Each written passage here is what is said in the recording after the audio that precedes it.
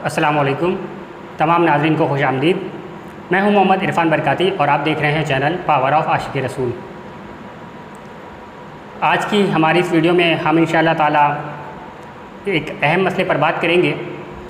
वो ये कि कुरान करीम में अल्लाह ताला के हुक्म से नबी करीम सल्लल्लाहु तआला अलैहि वसल्लम ने फ़रमाया कि मैं नहीं जानता मेरे साथ क्या होगा और तुम्हारे साथ क्या होगा।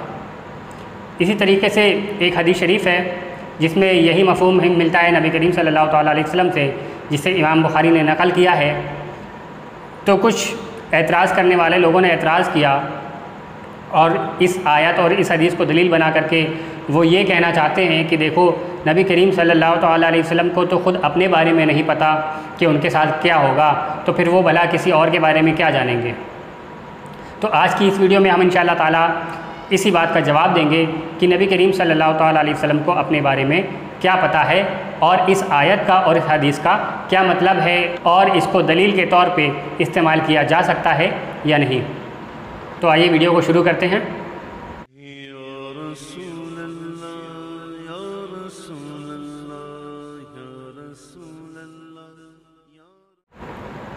तो आइए सबसे पहले कुरान करीम की वो आयत देखते हैं कि वो आयत कौन सी है जिसको ये मुनाफिक लोग दलील बना करके नबी करीम सल्लल्लाहु तआला अलैहि वसल्लम के इल्म में नुक्स निकालना चाहते हैं और वो ये बताना चाहते हैं कि देखो नबी करीम सल्लल्लाहु अलैहि वसल्लम को तो ख़ुद अपने बारे में ही नहीं पता। आइए वो आयत सुनते हैं। अल्लाह ताला सूरे अहकाफ आयत नंबर 9 में इरशाद फरमाता है, ए महबूब आप कह दीजिए कि मैं कोई अनोखा रसूल नहीं हूँ और मैं नहीं जानता कि मेरे साथ क्या होगा और तुम्हारे साथ क्या होगा। ऐसा ही एक मफ़हूम एक हदीस शरीफ में है, आइए वो भी देख लेते हैं। इमाम बुखारी अपनी सही बुखारी में हदीस नंबर 3929 पर हदीस लिखते हैं, मैं उसका मुख्तसर मफ़हूम पेश कर रहा हूँ।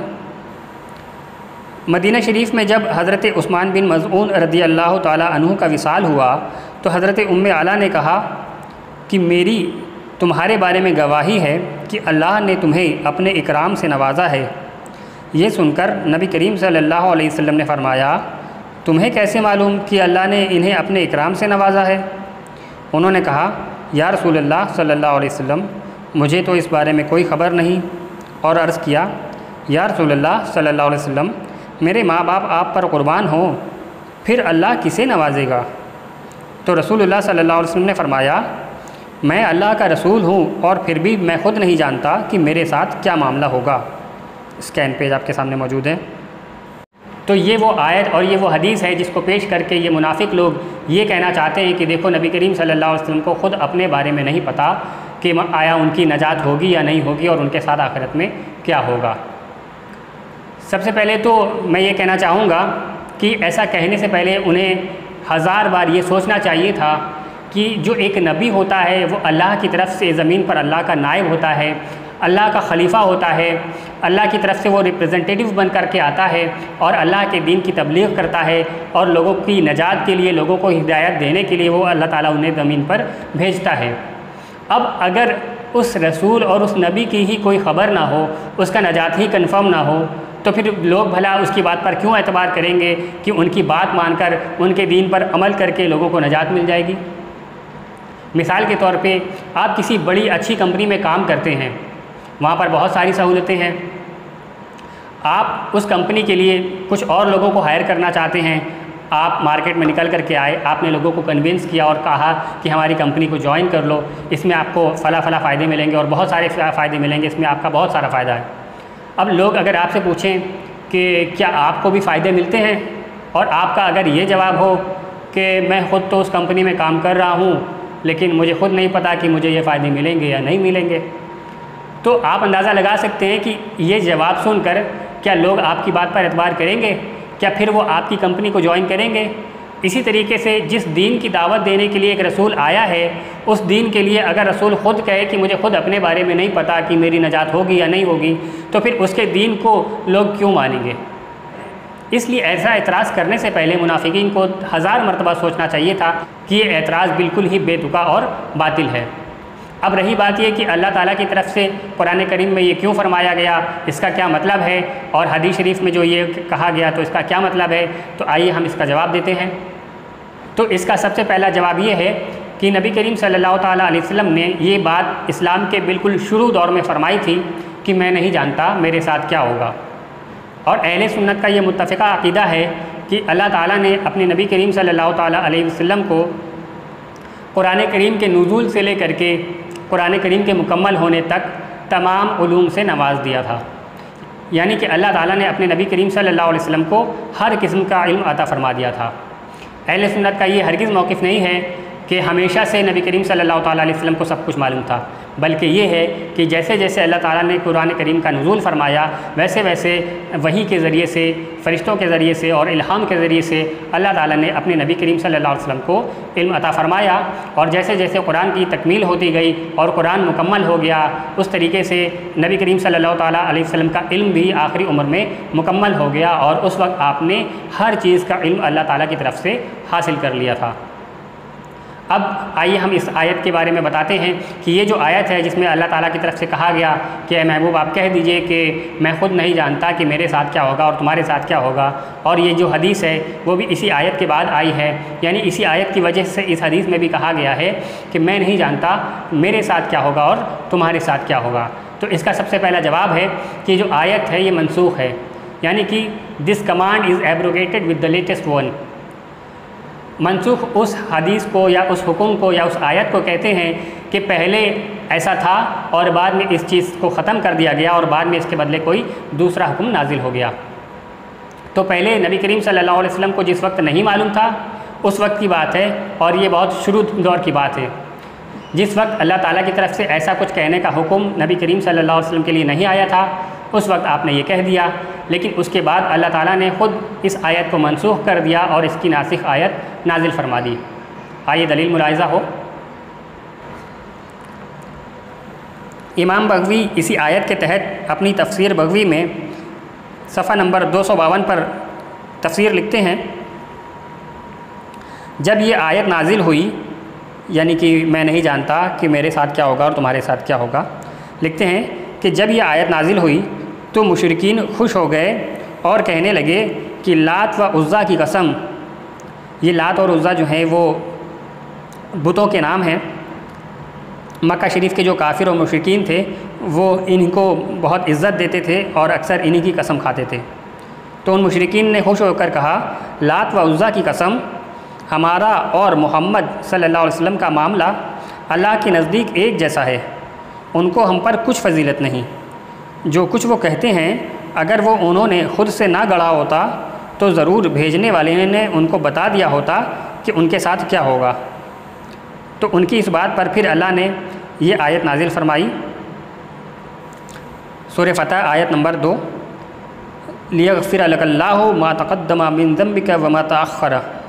तर्जमा, ताकि अल्लाह आपके सदक़े में आपके अगले और पिछलों के गुनाह बख्श दे। तो सहाबा ने ये आयत सुनकर कहा, या रसूलल्लाह सल्लल्लाहु अलैहि वसल्लम, हमने जान लिया कि आपके साथ क्या मामला किया जाएगा और हमारे साथ क्या मामला किया जाएगा।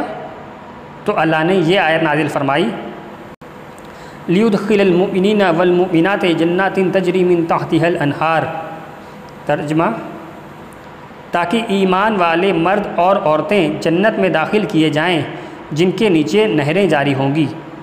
और दूसरी भी एक आयत नाजिल फरमाई, वबश्शिरिल मुमिनीना बिअन्ना लहुम मिनल्लाहि फ़ज़लन कबीरा। तर्जमा, और ईमान वालों के लिए खुशखबरी है कि अल्लाह की तरफ से उनके लिए बहुत बड़ा फ़ज़ल है। तो अल्लाह ने ये भी बयान कर दिया कि मुसलमानों के साथ क्या मामला किया जाएगा। ये हज़रत अनस, हज़रत क़तादा, हज़रत हसन और हज़रत इक्रमा रज़ियल्लाहु अन्हुम का कौल है। उन्होंने फ़रमाया कि नबी करीम सल्लल्लाहु अलैहि वसल्लम के सदक़े मग़फ़िरत की ख़बर हुदैबिया वाले साल दी गई है, सो इसने पिछली आयत को मनसूख़ कर दिया। स्कैन पेज आपके सामने मौजूद है।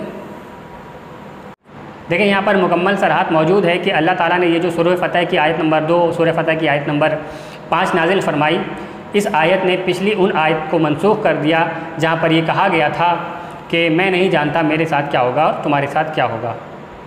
इसकी मज़ीद दलील मुलाहिज़ा हो। अबू दाऊद ने अपनी नासिख में इक्रिमा के तुर्क से इब्ने अब्बास रज़ियल्लाहु अन्हु से इसी आयत यानी मैं नहीं जानता मेरे साथ क्या होगा और तुम्हारे साथ क्या होगा, इसके बारे में रिवायत किया कि इसको सूरह फ़तह की आयत में मनसूख़ कर दिया गया है।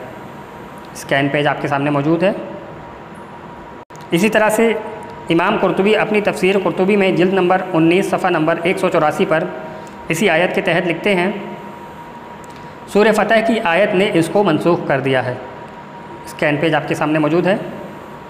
तो इन दलाइल से हमको ये बात पता चल गई कि जो आयत थी कि मैं नहीं जानता मेरे साथ क्या होगा और तुम्हारे साथ क्या होगा, इस आयत को सूरह फ़तह की आयत नंबर 2 ने और आयत नंबर 5 ने मनसूख़ कर दिया है। और कोई भी आयत या हदीस जो मनसूख़ हो चुकी हो उसको दलील नहीं बनाया जाता, क्योंकि मनसूख़ का मतलब ये होता है कि वो पुराना हुक्म जो अब ख़त्म कर दिया गया है और उसके बदले अल्लाह ने कोई नया हुक्म नाजिल कर दिया है। तो जिस चीज़ को अल्लाह ने ख़त्म कर दिया हो उसको भला आप दलील कैसे बनाया जा सकता है। और दूसरी एक हैरत की बात यह है कि जब ये आयत नाजिल हुई थी कि आप कह दीजिए मैं नहीं जानता मेरे साथ क्या होगा और तुम्हारे साथ क्या होगा, तो इस आयत को सुन करके मुशरिकीन खुश हुए थे, काफिर खुश हुए थे। और वो काफिर ये समझ रहे थे कि देखो मोहम्मद सल्लल्लाहु अलैहि वसल्लम को खुद नहीं पता इनके साथ क्या होगा, तो फिर ये हमारी नजात कैसे हमें दिलाएंगे। तो इस आयत को दलील बना करके मुशरिकीन खुश होते थे। मगर आज आप देख लें कि कौन इसको दलील बनाकर खुश हो रहा है। यही अहले हदीस फ़िरके के लोग इस आयत को दलील बनाते हैं, खुश होते हैं और कहते हैं कि देखो नबी सल्लल्लाहु अलैहि वसल्लम को तो खुद अपने बारे में नहीं पता, तो उन्हें दूसरे के बारे में क्या पता होगा। यानी जिस चीज़ से मुशरिकीन और काफिर खुश होते थे उसी चीज़ से आज ये अहले हदीस फ़िरके के लोग और वहाबी फ़िरके के लोग खुश होते हैं। तो आप ख़ुद अंदाज़ा लगा लें कि ये मुशरिकीन की जमात में से हैं या ये मुसलमानों की जमात में से हैं। अब आइए कुरान करीम से हम दलील देखते हैं कि अल्लाह ताला ने अपने महबूब सल्लल्लाहु अलैहि वसल्लम को उनके मकाम की क्या ख़बर अता फ़रमाई है। सूरह बनी इसराइल आयत नंबर 79 अल्लाह ताला फरमाता है, व मिनल लैली फ़तहज्जद बिही नाफ़िलतन लका असा अन यबअसका रब्बुका मक़ामम महमूदा।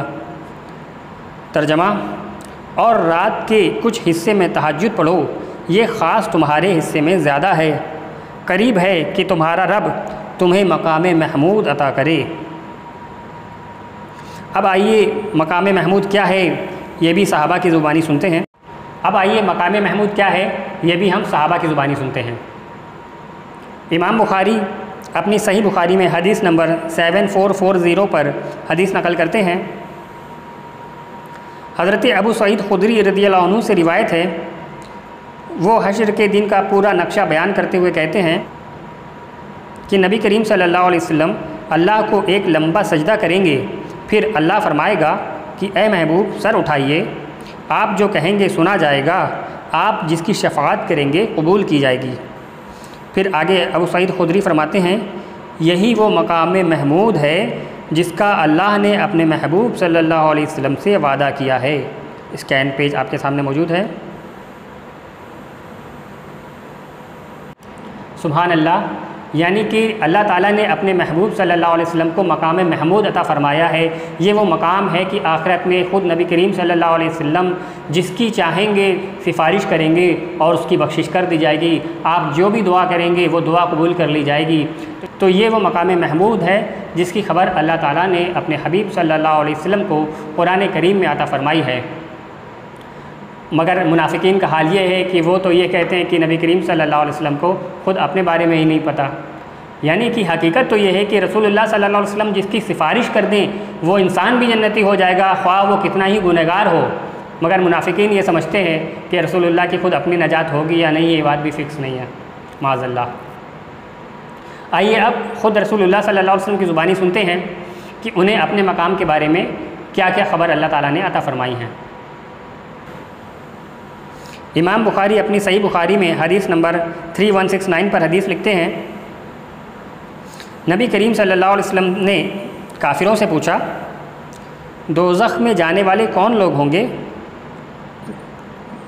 उन्होंने कहा कि कुछ दिनों के लिए हम लोग उसमें जाएंगे, लेकिन फिर हमारी जगह आप लोग उसमें दाखिल कर दिए जाएंगे। ये सुनकर नबी करीम सल्लल्लाहु अलैहि वसल्लम ने फरमाया, अल्लाह की कसम हम तुम्हारी जगह उसमें कभी ना दाखिल होंगे। स्कैन पेज आपके सामने मौजूद है। यानी कि नबी करीम सल्लल्लाहु अलैहि वसल्लम अल्लाह की कसम के साथ ये फरमा रहे हैं कि हम उसमें कभी भी दाखिल नहीं होंगे। मगर मुनाफिकीन का क्या कहें कि उन्हें तो अपने नबी की कसम का भी एतबार नहीं, और फिर भी वो ये कहते हैं कि नबी को अपने बारे में कुछ पता नहीं कि उनके साथ क्या होगा। आइए मज़ीद आगे चलते हैं। इमाम तिरमिज़ी अपनी सुनन में हदीस नंबर 3615 पर हदीस लिखते हैं, नबी करीम सल्लल्लाहु अलैहि वसल्लम ने फरमाया, क़यामत के दिन मैं तमाम औलाद आदम का सरदार होऊंगा और मेरे ही हाथों में हम्द का परचम होगा, मुझे इस पर कोई फ़ख्र नहीं। और आदम अलैहिस्सलाम और उनके बाद जितने भी नबी होंगे सब मेरे परचम के नीचे होंगे, और मैं ही वो पहला शख्स होऊंगा जिसके लिए ज़मीन शक होगी, और सबसे पहले कब्र से मैं उठूँगा, मुझे इस पर कोई फ़ख्र नहीं। स्कैन पेज आपके सामने मौजूद है। सुभान अल्लाह। तो नबी करीम सल्लल्लाहु अलैहि वसल्लम ख़ुद अपने मकाम को बयान फरमा रहे हैं कि आखिरत में मैं तमाम औलाद आदम का सरदार होऊंगा, हत्ता कि तमाम नबी मेरे परचम के नीचे होंगे। तो ये मकाम है रसूलुल्लाह सल्लल्लाहु अलैहि वसल्लम का। मगर मुनाफिकीन ये कहते हैं कि रसूलुल्लाह को ख़ुद अपने बारे में नहीं पता, बल्कि हदीस शरीफ में तो ये आया है कि 2 मुसलमान भी जिसके बारे में गवाही दें वो भी जन्नती हो जाता है। आइए हदीस सुनते हैं। इमाम बुखारी अपनी सही बुखारी में हदीस नंबर 1368 पर हदीस लिखते हैं, हज़रत अबुल अस्वद हज़रत उमर फ़ारूक रज़ियल्लाहु अन्हुमा के ज़ात मदीने में हाज़िर थे। सामने से एक जनाज़ा गुज़रा तो लोग इसकी तारीफ़ करने लगे। ये सुनकर हज़रत उमर रज़ियल्लाहु अन्हु ने फरमाया, वाजिब हो गई। फिर एक और जनाज़ा गुज़रा, लोग इसकी भी तारीफ़ करने लगे। फिर उन्होंने फरमाया, वाजिब हो गई। फिर तीसरा जनाज़ा गुज़रा और लोग इसकी बुराई करने लगे। फिर आपने फरमाया, वाजिब हो गई। तो हज़रत अबुल अस्वद ने हज़रत उमर से पूछा कि क्या चीज़ वाजिब हो गई? तो उन्होंने बताया, मैंने इस वक्त वही कहा जो रसूलुल्लाह सल्लल्लाहु अलैहि वसल्लम ने फरमाया था कि जिस मुसलमान की अच्छाई पर 4 मुसलमान गवाही दें, अल्लाह उसे जन्नत में दाखिल करेगा। हमने पूछा, अगर 3 गवाही दें? तो फरमाया 3 पर भी। हमने पूछा, अगर 2 गवाही दें? तो फरमाया 2 पर भी। फिर हमने ख़ुद नहीं पूछा कि जिसके लिए सिर्फ़ 1 गवाही दे उसका क्या होगा। स्कैन पेज आपके सामने मौजूद है। तो यानी 2 मुसलमान भी जिसके बारे में गवाही दें कि वो अच्छा इंसान था तो वो जन्नती हो जाता है, और उसके साथ जन्नत की उम्मीद लगाना उसके लिए जायज़ है। और फिर मेरे आका करीम सल्लल्लाहु अलैहि वसल्लम का मकाम तो वो है कि आप जिसको जन्नती कहते हैं वो भी जन्नती हो जाता है। हदीस मुलाहिज़ा हो। मशहूर हदीस है। इमाम तिरमिज़ी अपनी सुनन में हदीस नंबर 3747 पर हदीस लिखते हैं, हज़रत अब्दुर्रहमान बिन औफ़ रज़ियल्लाहु अन्हु कहते हैं कि रसूलुल्लाह सल्लल्लाहु अलैहि वसल्लम ने फरमाया, अबू बकर जन्नती, उमर जन्नती, उस्मान जन्नती, अली जन्नती, तलहा जन्नती, ज़ुबैर जन्नती, अब्दुर्रहमान बिन औफ़ जन्नती, साद जन्नती, सईद जन्नती, अबू उबैदा बिन जर्राह जन्नती। स्कैन पेज आपके सामने मौजूद है। ये वो हदीस है जिसको हदीस अशरा मुबशरा कहा जाता है, यानी कि 10 सहाबा को एक ही वक्त में नबी करीम सल्लल्लाहु अलैहि वसल्लम ने जन्नत की बशारत अता फरमाई, और पूरी उम्मत का इस पर इत्तेफाक है कि जिसको भी नबी करीम सल्लल्लाहु अलैहि वसल्लम ने जन्नती कह दिया वो यकीनी तौर पर जन्नती है। तो जब रसूलुल्लाह सल्लल्लाहु अलैहि वसल्लम के कह देने से कोई जन्नती हो जाता है तो फिर ये कैसे मुमकिन है कि रसूलुल्लाह सल्लल्लाहु अलैहि वसल्लम को ख़ुद अपने बारे में ना पता हो। मज़ीद एक और दलील मुलाहिज़ा हो। इमाम तिरमिज़ी हदीस नंबर 3768 पर हदीस लिखते हैं, नबी करीम सल्लल्लाहु अलैहि वसल्लम ने फरमाया, हसन और हुसैन जन्नती जवानों के सरदार हैं। स्कैन पेज आपके सामने मौजूद है।